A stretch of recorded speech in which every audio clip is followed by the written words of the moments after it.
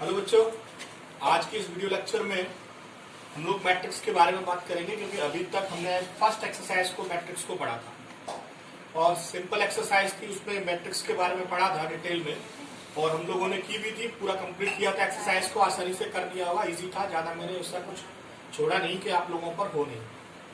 आज हम लोग आप व्यू में सेकेंड एक्सरसाइज के लिए पढ़ेंगे, लेकिन उससे पहले कुछ चीजें हैं जिनको हमें पढ़ना जरूरी है। तो जरा शुरू करते हैं। पहले मैट्रिक्स को शुरू करने कुछ चीजें हैं उनको आप देखिएगा, जरा मैं कुछ बता रहा हूं। सबसे पहला टॉपिक जो एक्सरसाइज अगली में हम जो पढ़ेंगे वहां आता है आव्यूह पर संक्रियाएं। क्या है? आव्यूह पर संक्रिया है, ये एनसीईआरटी में दे रखा है, आव्यूहों पर संक्रियाएं।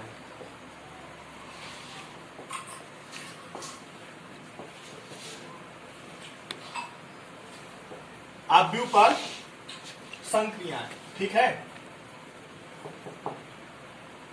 ये जो फर्स्ट टॉपिक है इसमें जिसमें हम बात करें, तो आव्यूहों पर संक्रिया क्या है, संक्रियाएं होती क्या है।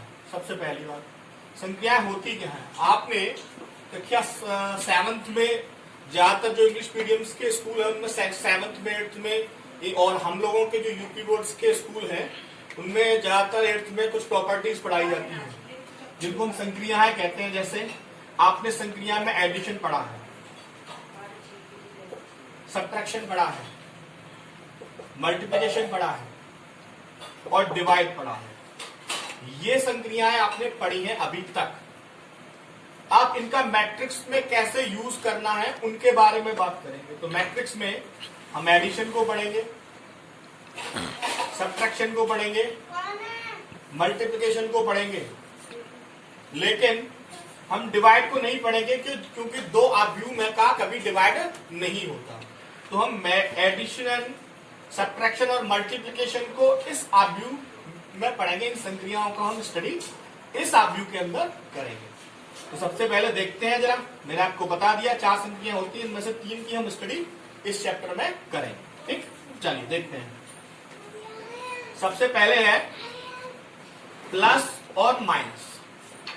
ये दो संक्रियाएं तभी अप्लाई होती हैं जब ऑर्डर सेम होता है, सेम ऑर्डर होता है, यानी कि समान ऑर्डर होता है, तब ये संक्रियाएं अप्लाई होती है। जैसे मैं आपके लिए बता रहा हूं, A इक्वल्स टू एक मैट्रिक्स है AIJ तथा एक दूसरा मैट्रिक्स है BIJ। सेम ऑर्डर के हैं, ये मैंने कहा। जब ये मैट्रिक्स सेम ऑर्डर के हैं, ठीक है, ये मैंने इसको मान लेता हूं AIJ तथा BIJ, दो मैट्रिक्स हैं, सेम ऑर्डर के हैं, तो हम इसको कैसे अप्लाई करेंगे? फर्स्ट में एडिशन में। तो मैं यहां लिख रहा हूं AIJ प्लस BIJ, इसको हम ऐसे लिख सकते हैं, AIJ प्लस BIJ। ये दो मैट्रिक्स हैं जो सेम ऑर्डर के हैं, जिनका हम मल्टीप्लिकेशन, एडिशन ऐसे लिख सकते हैं। एग्जांपल में देखेंगे, इसका याद रखेंगे, एडिशन तभी अप्लाई होगा जब ऑर्डर समान होगा। एग्जांपल में यहां बता रहा हूं 2 3 -4 6 2 -1, ठीक है। एक मैट्रिक्स है A तथा एक दूसरा मैट्रिक्स मैंने लिखा है 0 -2 4 0 2 -1। ये दूसरा मैट्रिक्स है। इसका ऑर्डर कितना है? इसका ऑर्डर है 2/3 का। इसका ऑर्डर कितना है? 2/3 का। ऑर्डर सेम है जो इसमें कहा गया है। तो जब हम इनका एडिशन करेंगे A plus B equals to 2 6 3 2 -4 -1 plus 0 -2 4 0 2 -1। मैंने आपको बताया था जब हम एडिशन करते हैं तो एलिमेंट के साथ एलिमेंट को ऐड किया जाता है, यानी कि 2 प्लस 0 3 प्लस 4 2 प्लस माइनस का 4, मैं जैसे लिख रहा हूं उसी हिसाब से लिखना हमेशा ऐड में। 6 माइनस का 2 2 प्लस 0 -1 प्लस -1, ठीक है। जब इसको सिंप्लीफाई करेंगे a प्लस बी के लिए 2 प्लस 0 आपको पता है 2 आएगा, 3 और 4 7 आएगा, 2 में से -4 गया तो -2 आएगा, 6 में से -2 गया तो 4 आएगा, और 2 और ये 2 आएगा, -1 और -1 प्लस माइनस -2 आएगा। ठीक है, यानी कि सेम ऑर्डर का मैट्रिक्स आएगा। जब हम सेम ऑर्डर के दो मैट्रिक्स को ऐड करेंगे तो उनसे हमें एक सेम ऑर्डर का मैट्रिक्स मिलेगा। ये था सेम ऑर्डर के दो मैट्रिक्स को जोड़ना। सेकंड पार्ट में इसका जो सेकंड पार्ट है, माइनस जो था वही प्रोसेस मैंने माना है। दो मैट्रिक्स हैं,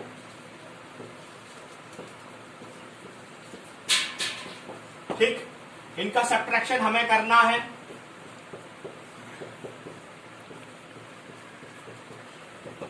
AIJ आपको पता है कैसे लिखा जाएगा, ये इनका सब्ट्रैक्शन है। एग्जाम्पल में वही प्रोसेस है, मैं यहां लिख रहा हूं।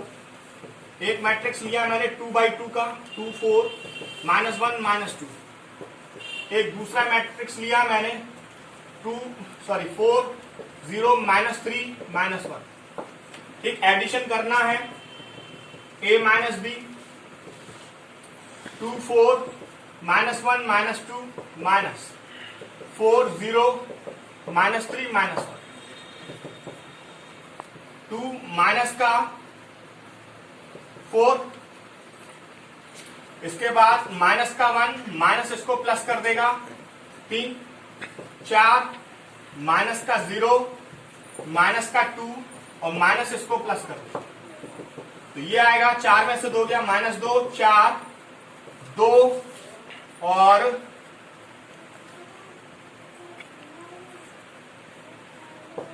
और -2 में से बन गया तो माइनस। ये इसका a माइनस बी है, यानी कि सेम ऑर्डर के मैट्रिक्स में ही एडिशन और सब्ट्रैक्शन होता है और उनसे वैसी ऑर्डर का मैट्रिक्स मिलता है जिस ऑर्डर के दोनों मैट्रिक्स दिए हुए होते हैं। तो ये दो प्रोसेस है सेम ऑर्डर के लिए, एडिशन और मल्टीप्लिकेशन। अब आप इसमें जोड़ना सीख गए होंगे और इसमें आप माइनस करना भी सीख गए होंगे कि हम किसी मैट्रिक्स से दूसरे मैट्रिक्स को कैसे माइनस कर सकते हैं और किसी मैट्रिक्स से दूसरे मैट्रिक्स को कैसे जोड़ सकते हैं। तो ये जो दो टॉपिक मैंने आपको बताए हैं, एक तो प्लस के लिए है और एक माइनस के लिए, ये तभी संक्रिया अप्लाई होती है जब उनका ऑर्डर सेम होता है। ठीक, अब बात आती है इससे अगले वाले टॉपिक में कि ऑर्डर सेम है, जब ऑर्डर सेम ना हो तब कैसे हम इसको अप्लाई कर सकते हैं। तो देखिएगा, मैं आगे बता रहा हूं। अब इसमें इसको पॉज करके आराम से नोट करिएगा, क्योंकि इसमें दो चीजें आप सीख गए हैं। एक तो आप सीख गए हैं अवयवों का जोड़ना, कब, जब ऑर्डर सेम होता है, और एक आप सीख गए हैं अवयव को घटाना, कब, जब ऑर्डर सेम होता है। यानी कि सेम ऑर्डर्स के लिए आप एडिशन और मल्टीप्लिकेशन सीख गए हैं। अब इसमें एक और नए टॉपिक की मैं बात करूंगा। जो संख्याएं चल रही हैं उसमें है एक स्केलर मल्टीप्लिकेशन, जो कि बुक्स में दिया है।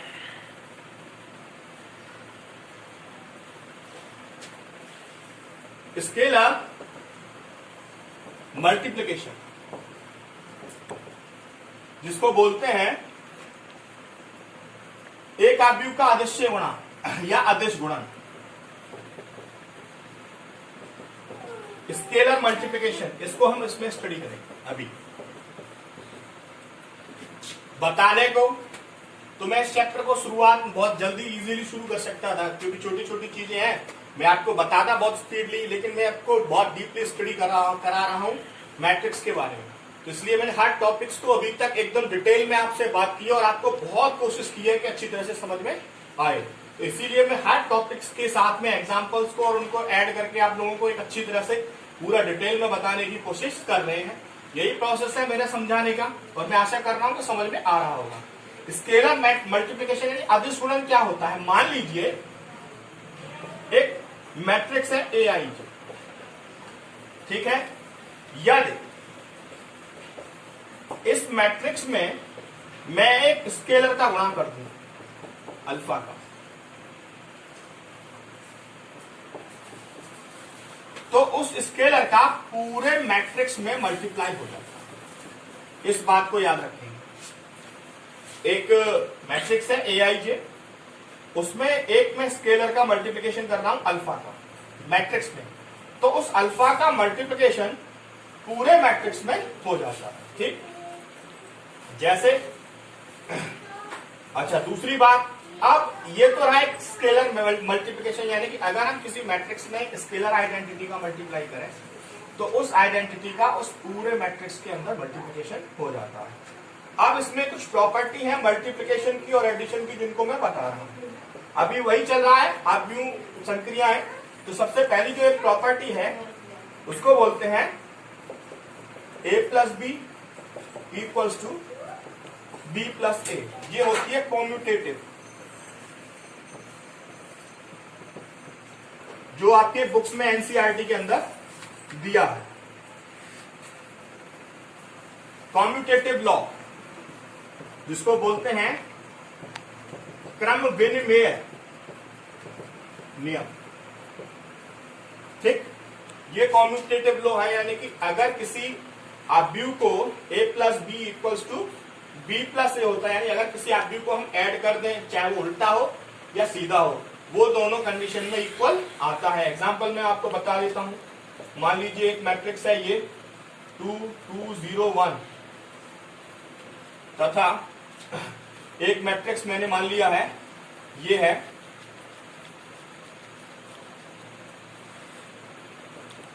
b equals to 1 0 2 1।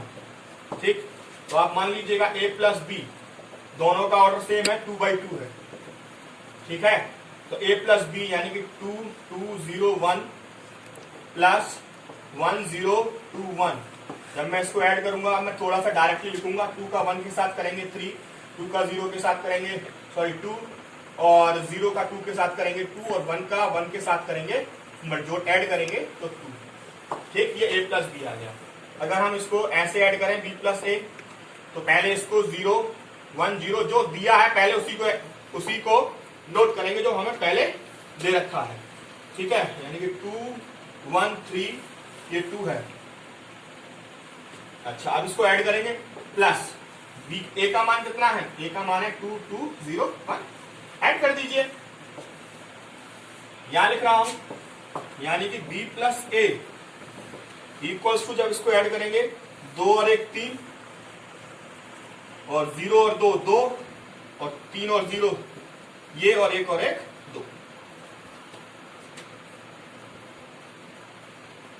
ये 2 है, यहाँ 1 0 2 है। ठीक, तो यहाँ 2 ही आएगा, 1 1 2 ये 0 2 2, और 2 0 2, और 1 और 1। ठीक, अब देखो जरा, a plus B equals to है या नहीं, b प्लस ए, ये पहली प्रॉपर्टी है, यानी कि a plus B equals to होता है b प्लस ए। ये कॉम्यूटेटिव लॉ है, फर्स्ट लॉ है एडिशन के लिए, जो मैंने आपके लिए डिस्क्राइब किया है। तो स्केलर मल्टीप्लिकेशन में आप समझ गए, जब किसी स्केलर में किसी मैट्रिक्स के अंदर एक स्केलर आइडेंटिटी का मल्टीप्लाई करते हैं तो उस पूरे मैट्रिक्स में मल्टीप्लाई हो जाता है। उसके बाद एडिशन के लिए फर्स्ट रूल है, योग के जो गुणधर्म यानी जोड़ने में जो नियम हमें प्रयोग करने, a plus B equals to B plus है, ये मैंने आपको प्रोसेस में बताया है कि इक्वल आता है, इसको कम्यूटेटिव लॉ बोलते हैं। ठीक, इसका सेकंड नियम देखते हैं, सेकंड नियम में क्या कहा है, पॉज करके नोट कर लीजिएगा।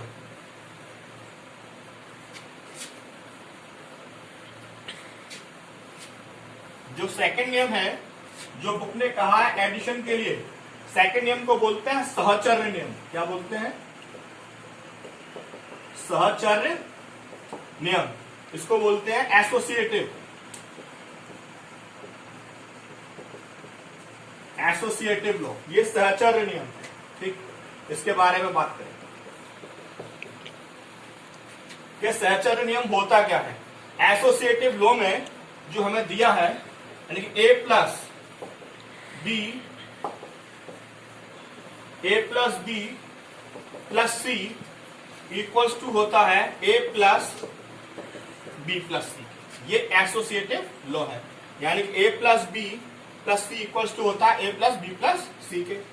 इसके बाद में जो थर्ड रूल है उसको बोलते हैं योग का तत्समक अस्तित्व, योग का तत्समक अस्तित्व, जो एनसीईआरटी ने कहा है, अस्तित्व ही कहा है, ठीक, जिसको बोलते हैं एग्जिस्टेंस।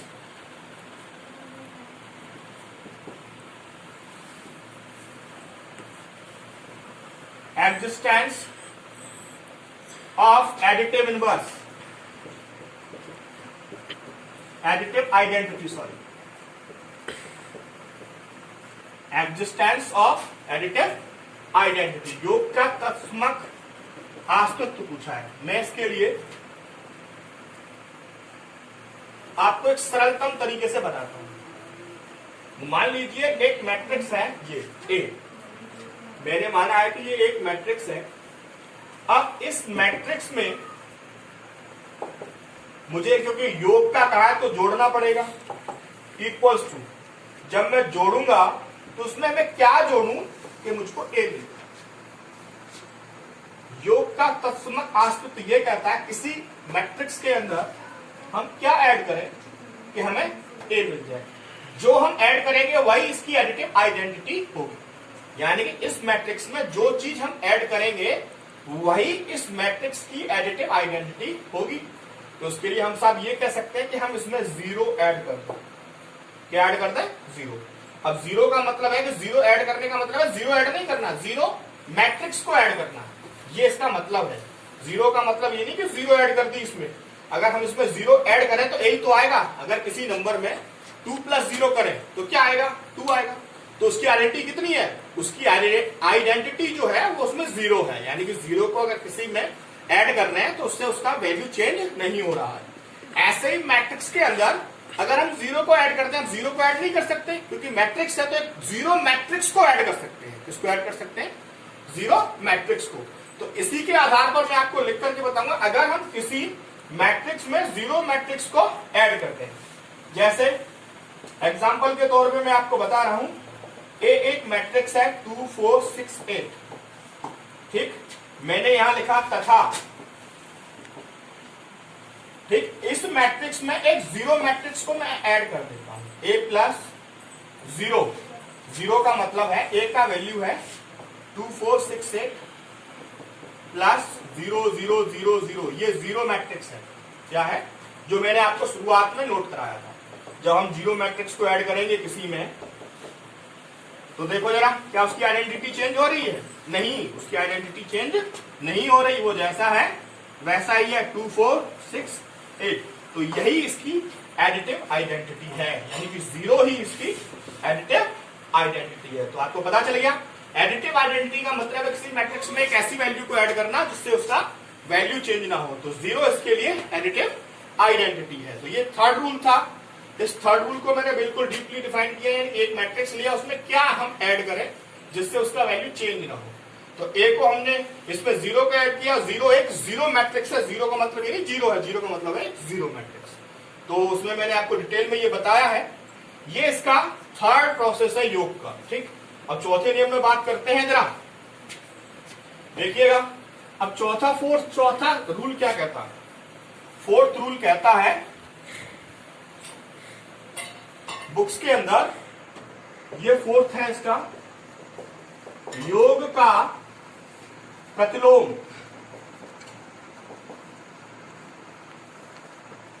योग का प्रतिलोम अस्तित्व, ये इसका फोर्थ रूल है जो बुक ने कहा है। अब इसका मतलब क्या है? योग का प्रतिलोम का अस्तित्व। आपने कक्षा 8 में पढ़ा था किसी का प्रतिलोम। तो प्रतिलोम, एक तो गुणात्मक प्रतिलोम कक्षा 8 में हम लोग स्टडी करते हैं और एक प्रतिलोम स्टडी करते हैं। प्रतिलोम और गुणात्मक प्रतिलोम में अंतर है। गुणात्मक प्रतिलोम में किसी नंबर्स का जब हम प्रतिलोम पता करते हैं तो उन दोनों नंबर्स से अगर हम मल्टीप्लाई करें तो इक्वल बनाना चाहिए। ये गुणात्मक प्रतिलोम की कंडीशन होती है। और प्रतिलोम में केवल उसको अपोजिट करके, यानी अपॉन में करके लिखा जाता है, वो उसका गुणात्मक, उसका प्रतिलोम होता, सॉरी माइनस करके लिखा जाता है, वो उसका प्रतिलोम होता है। तो योग के प्रतिलोम में किसी भी नंबर्स को हम माइनस करके लिख सकते हैं। अब मान लीजिए ए एक मैट्रिक्स है। इस मैट्रिक्स में मैं क्या ऐड कर दूं कि इसका जो वैल्यू है वो 0 हो जाए। ए एक मैट्रिक्स है। इस मैट्रिक्स में मैं क्या ऐड कर दूं कि उसका वैल्यू शून्य हो जाए। आप कहेंगे सर आप इसमें -a को ऐड कर सकते हैं। अगर आप इसमें -a को ऐड करेंगे तो जो वैल्यू आएगा वो क्या आ जाएगा, 0 हो जाएगा। ठीक, अब आप कहेंगे साहब -a का मतलब है, जैसे मान लीजिए a एक मैट्रिक्स है 2 4 3 1। अगर आपको -a पता करना है तो कुछ नहीं करना, सभी में माइनस का मल्टीप्लाई कर दो। ठीक, और इसमें जोड़ करके देखो, जब इसमें आप इसको ऐड करेंगे माइनस को तो ये 0 ही आएगा। ठीक है, तो ये इसका प्रोसेस है इसको निकालने का।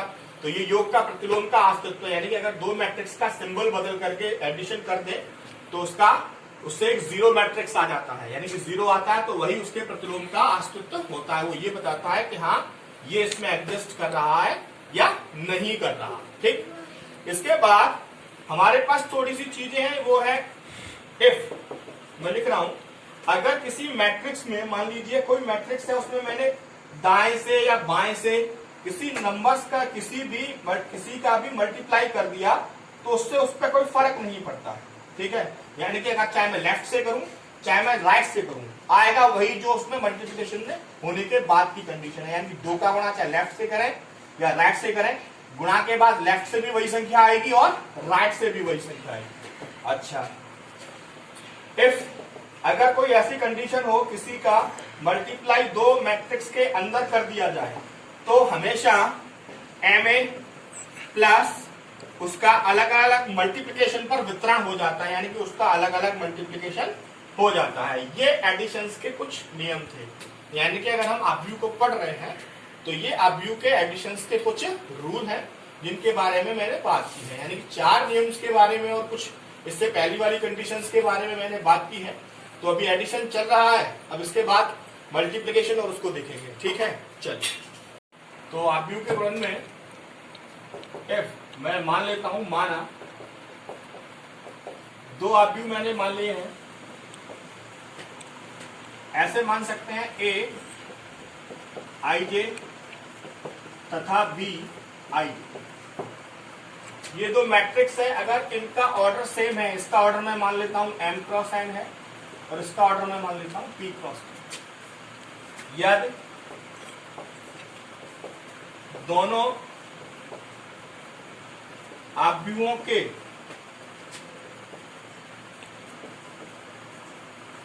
ऑर्डर समान है, ठीक, यानी कि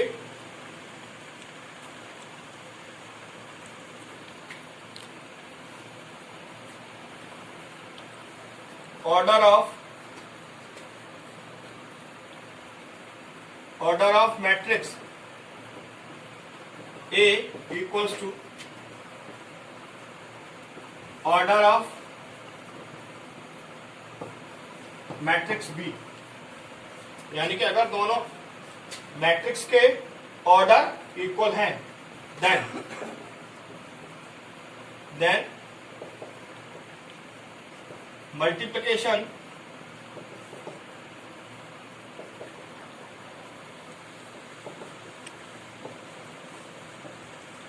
इज पॉसिबल। अगर दोनों मैट्रिक्स के ऑर्डर इक्वल हैं तो इनका मल्टीप्लिकेशन पॉसिबल होगा। इफ, जो दूसरी बात है, यदि if order of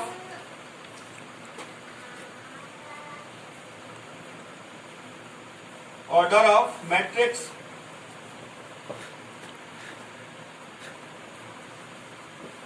of A and B,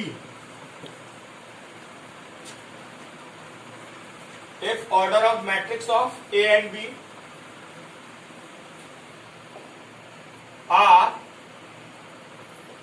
not equal, अगर जो मैट्रिक्स हैं उनके ऑर्डर इक्वल ना हो तब हम क्या करें, तब एक प्रोसेस है जो मैं बता रहा हूं। मान लीजिए एक मैट्रिक्स है जिसका ऑर्डर है, ये मैंने जो लिखा है aij m क्रॉस n, तथा एक दूसरा मैट्रिक्स है bij जिसका ऑर्डर है p क्रॉस क्यू। तो अगर इनके ऑर्डर सेम नहीं है तो इसके लिए एक रूल हम फॉलो करते हैं, इफ। तो क्या है, यानी कि पहले वाले मैट्रिक्स का जो कॉलम है, पहले वाले मैट्रिक्स का जो कॉलम है वो दूसरे वाले मैट्रिक्स की रो के इक्वल होना चाहिए। यानी कि पहले वाले मैट्रिक्स का जो कॉलम है वो दूसरे वाले मैट्रिक्स की रो के इक्वल होना चाहिए, तो हम उनका मल्टीप्लाई कर सकते हैं, यानी तो उनका मल्टीप्लिकेशन संभव होगा। एक बार दोबारा से समझ लीजिए। मान लीजिए दो आव्यूह हैं, एक ए आई जे है, दूसरा बी आई जे, एक एम क्रॉस एन का, एक पी क्रॉस क्यू का है। यदि दोनों आव्यूह के ऑर्डर समान है, यानी कि ऑर्डर ऑफ मैट्रिक्स ए है equal to order of matrix B, यानी कि दोनों के अगर मैट्रिक्स के, यानी कि दोनों 2x2 के हैं, तो उनका मल्टीप्लिकेशन पॉसिबल हो सकता है, होता है, सॉरी, हो सकता नहीं, होता है। अगर दो मैट्रिक्स है जिनके ऑर्डर समान नहीं है, तब हम कैसे मल्टीप्लिकेशन करेंगे? यदि दो मैट्रिक्स है जिनके ऑर्डर समान नहीं है, तो जो फर्स्ट मैट्रिक्स है उसका जो स्तंभ है, जो सेकंड मैट्रिक्स है उसकी पंक्ति का इक्वल होना चाहिए, यानी कि n इक्वल्स टू p होना चाहिए, ठीक। तब हम उनका मल्टीप्लिकेशन कर सकते हैं। एक और बात जो मैं आपको बता रहा हूं, इस कंडीशन में जब जो पहला मैट्रिक्स है उसका जो स्तंभ है वो दूसरे मैट्रिक्स की पंक्ति के बराबर होता है, तो उनके मल्टीप्लिकेशन से जो मैट्रिक्स बनता है, यानी कि इन दोनों मैट्रिक्स के मल्टीप्लिकेशन से जो मैट्रिक्स बन करके आएगा उसका ऑर्डर क्या होगा। मान लीजिए एक मैट्रिक्स है ए आई जे, ठीक, मल्टीप्लाई है, और ये मैट्रिक्स है बी आई जे, ठीक। मैंने आपको बताया था ये एम क्रॉस एन का है और ये पी क्रॉस क्यू का है। इसके मल्टीप्लिकेशन से ये तभी पॉसिबल होगा, दोनों का डिफरेंट ऑर्डर है, या ये एन इस पी के इक्वल होगा, ठीक। अब इनके मल्टीप्लिकेशन से मान लीजिए एक मैट्रिक्स बनकर के आया सी आई जे, ठीक ठीक, एक मैट्रिक्स बनकर के आया सी आई जे, तो उस मैट्रिक्स का ऑर्डर हम पहले से ही पता कर सकते हैं। वो क्या, यहां जो नंबर्स छूट रहे हैं वही उस मैट्रिक्स का ऑर्डर होगा, यानी कि एम क्रॉस क्यू उस मैट्रिक्स का ऑर्डर होगा। ये हम उसमें पहले से ही हमें पता चल जाता है, जब हम दो मैट्रिक्स का मल्टीप्लाई करते हैं इसका ऑर्डर क्या होगा, तो ये हमें पहले से ही पता होगा इस मैट्रिक्स का ऑर्डर ये होगा जो मल्टीप्लाई करके आएगा। देखते हैं कुछ चीजें, कुछ एग्जांपल हैं जिनके बारे में मैं बात करूंगा अभी, तो देखते हैं, इसको नोट करिएगा। मैंने इसमें कंडीशंस को लिख दिया, थोड़ा इंग्लिश में लिखा है क्योंकि कुछ बच्चे बोल रहे थे कि जो सीबीएसई वाले हैं, जो लोग देख रहे हैं इस वीडियो लेक्चर को, तो इसलिए मैंने पॉसिबल किया है कि कुछ इंग्लिश में रखा है। अब धीरे धीरे मैं इसको कन्वर्ट करता चला जाऊंगा, हिंदी और इंग्लिश दोनों में ही लिखा जाएगा, तो ज्यादातर हमारे इंग्लिश में लिखा जाएगा, तो आप इसको डीपली स्टडी करिएगा। प्रॉब्लम आती है तो एनसीईआरटी में जो दे रखा है हिंदी और इंग्लिश दोनों में, तो आप उसको एक बार वहां चेकआउट कर सकते हैं, ठीक। अब इसके बाद में कुछ चीजें हैं जो मैंने इसमें नोट की हैं, उनके बारे में जरा देख लेते हैं। जैसे हमने पहले बात की थी उसका एग्जाम्पल मैं आपको यहाँ बता रहा हूँ। मान लीजिए एक मैट्रिक्स है 3 2 4 2 और एक मैट्रिक्स है 1 2 3 4, ठीक। अब मुझे ए बी निकालना है, मल्टीप्लाई ये भी 2/2 का है और ये भी 2/2 का है। मैंने बोला था कि दूसरे पहले मैट्रिक्स का जो स्तंभ है वो दूसरे मैट्रिक्स की पंक्ति के इक्वल होना चाहिए, है। तो अब दोनों मैट्रिक्स का मल्टीप्लाई के इसके बाद में क्या बच रहा है, 2/2, यानी कि जो मैट्रिक्स मल्टीप्लाई होकर के आएगा वो 2/2 का होगा। चेकआउट कर लेते हैं, 3 2 4 2 1 2 3 4, ठीक। अब जब मैं इसको मल्टीप्लाई करूंगा, आपको पता है मल्टीप्लाई करने का प्रोसेस में यहाँ लिख रहा हूं, ये मैंने एरो बना दिया है और ये एक एरो मैंने कॉलम के लिए बना दिया है, यानी कि इस रो का मल्टीप्लाई इस कॉलम में करेंगे, यानी कि रो का मल्टीप्लाई पहले फर्स्ट कॉलम में करेंगे, फिर इसी रो का मल्टीप्लाई सेकंड कॉलम में करेंगे, यानी कि पहले इस रो का मल्टीप्लाई फर्स्ट कॉलम में, फिर उसी रो का मल्टीप्लाई सेकंड कॉलम में। तो करते हैं जरा, एलिमेंट का एलिमेंट से मल्टीप्लाई करेंगे, यानी कि 3 का 3 1 से करेंगे, तो 3 × 1, थोड़ा डिटेल में लिखूंगा जिससे समझ में आ जाए, ठीक। बीच में प्लस आता है, अब फर्स्ट का हो गया इससे, अब सेकंड का इससे, यानी कि इसके एलिमेंट का कॉलम के एलिमेंट, रो के एलिमेंट का कॉलम के एलिमेंट के साथ 3 का 1 से करेंगे 3 × 1, और 4 का किससे करेंगे 2 से। अभी इसी का चलेंगे क्योंकि एक कॉलम बच रहा है, पहले कॉलम खत्म करते हैं। फिर 3 का किससे करेंगे, 3 से, प्लस आएगा बीच में, हो गया फर्स्ट रो का। अब सेकंड रो का यानी नीचे वाली का चलेंगे, इसका इससे करेंगे 2 इंटू 1 प्लस 2 इंटू 2। अब समझ में आ रहा होगा। फिर इसी का अभी इस कॉलम से करेंगे 2 इंटू 3 प्लस, ठीक, 2 इंटू 4, 3 इंटू 1 3, ये 8 हो गया, 2 4, ये 9 16, ये 6, ये 8, ये 8 और 3 11 हो गया, 4 और 2 6 हो गया, 16 और 9 25 हो गया, और 8 और 6 14 हो गया। कितने का आया, 2/2 का, जो मैंने आपको बताया था। जो बच गया है उसी ऑर्डर का ये मैट्रिक्स निकल करके आएगा, ठीक। यानी कि मैट्रिक्स का मल्टीप्लिकेशन हम तब कर सकते हैं जब उनका ऑर्डर सेम हो, ठीक है। अच्छा, दूसरी बात, एक कंडीशन मैं आपको बता देता हूं, कहीं कहीं ऐसा होता है कि मान लीजिए कोई मैट्रिक्स आपने लिखा है जिसका ऑर्डर यहां तो मैच कर रहा है, यानी कि 2 इंटू ये है। अगर मान लीजिए कोई मैं एक मैट्रिक्स लिख दूं जो है 2/3 का, और एक मैट्रिक्स में लिख दूं बी जो है 4/3 का, ठीक है, सॉरी 3/4 का, ये मैंने लिख दिया। जब मैं ए बी का मल्टीप्लिकेशन निकालूंगा तो आपको पता है ये 2/3 का है, ये मल्टीप्लाई है, और ये 3/4 का है। मैंने आपको बताया था जब हम मल्टीप्लिकेशन करते हैं दो मैट्रिक्स का तो उसकी उस पहले वाले का स्तंभ उसकी दूसरे वाले के पंक्ति के इक्वल होना चाहिए, तो ये पॉसिबल है। अब मैं इसको थोड़ा सा चेंज कर देता हूं, अगर मैं बी ए निकालूं तो ये तो पॉसिबल है, ये तो संभव है, इसको तो हम कैलकुलेट कर सकते हैं।